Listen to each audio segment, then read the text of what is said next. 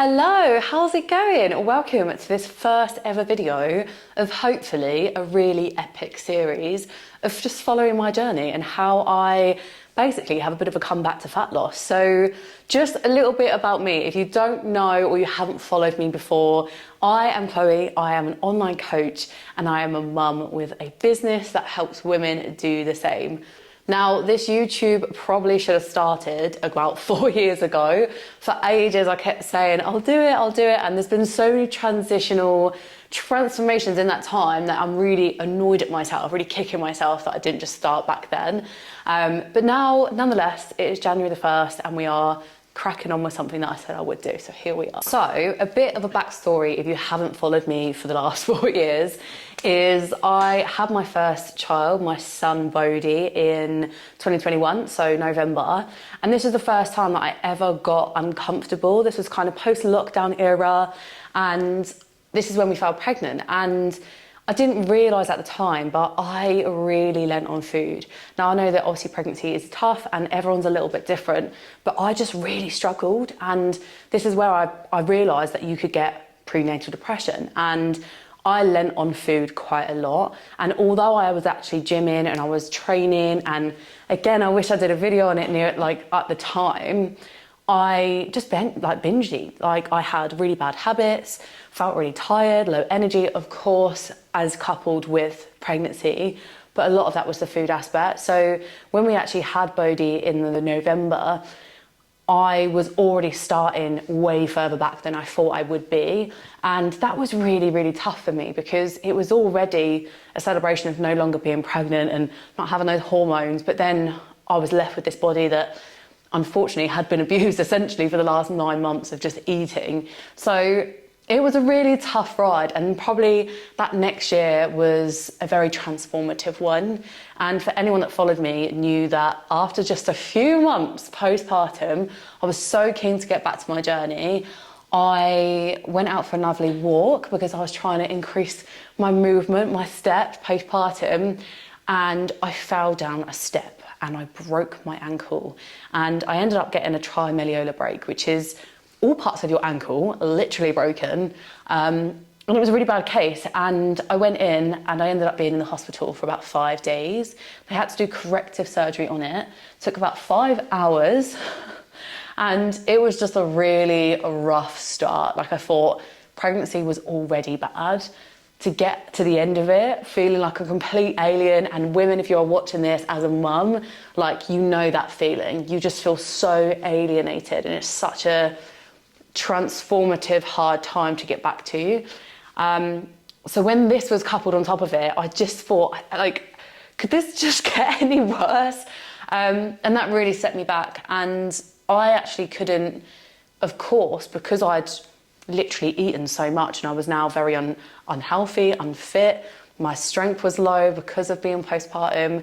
And of course I had a broken ankle. I really struggled to adjust.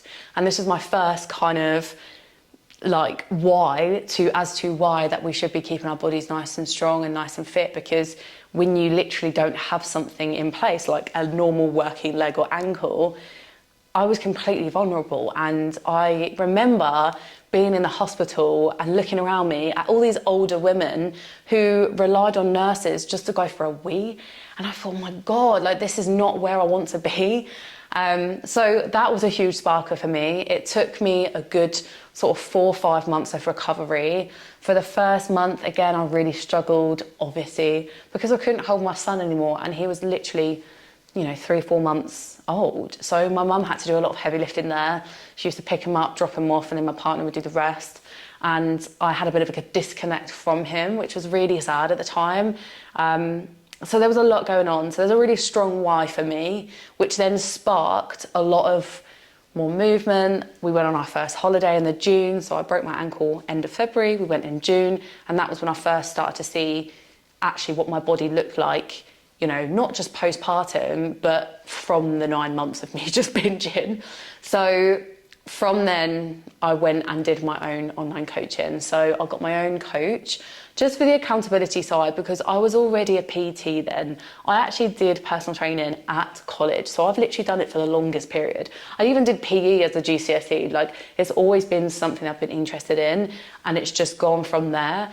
But to have that extra accountability, that outsider helping me, was so transformative. And I think I did about 3 or 4 months, and I was like, right, I'm ready to go solo, start to make changes. But of course, like everyone, and obviously I see this a lot as a coach, it wasn't quick enough. And I was like, oh, why haven't I got a 6-pack abs yet? As if I've ever had those in the past.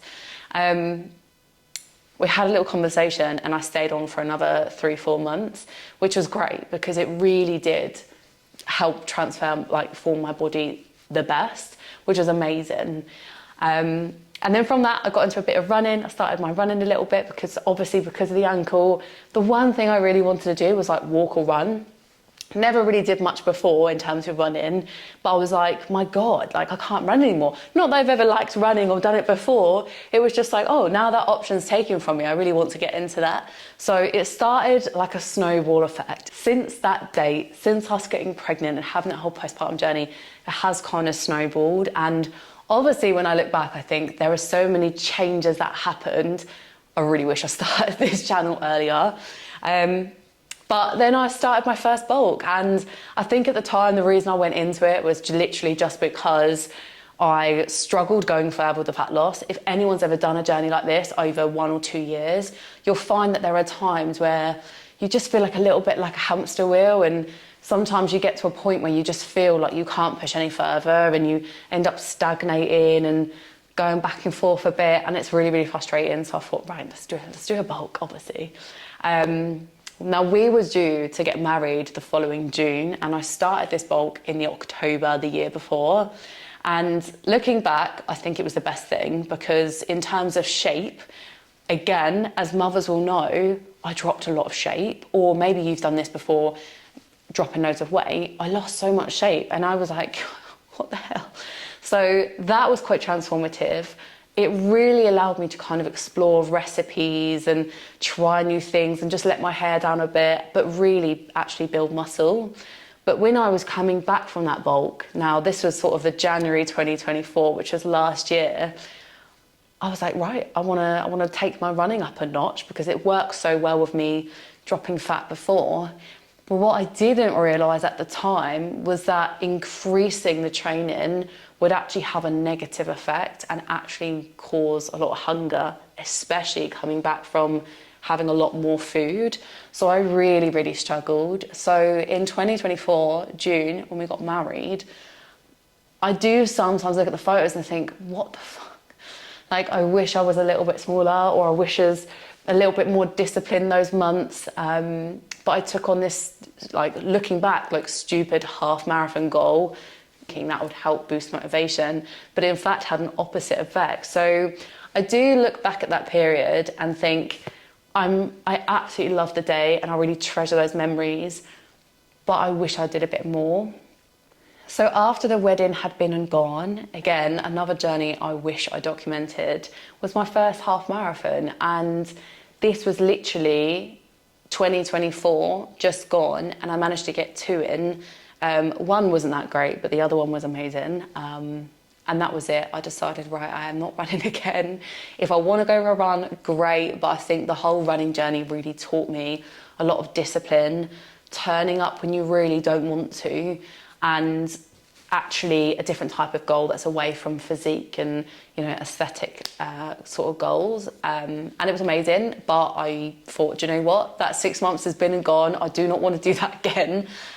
So here we are, 1st of January 2025, starting a new journey. So I've called this the comeback, because although I've had lots of different areas and changes, this is where I'm going to go all in. I'm going to give myself 4 months, and I'm really hoping to maybe book perhaps a photo shoot, maybe a solo shoot, because I've never actually done that. I've been involved with my clients' ones, but I've never had one solo with a real dedicated push. I've lost weight before, but I feel like I'm back to like optimal, and I've never really pushed past that to see what I'm actually capable of.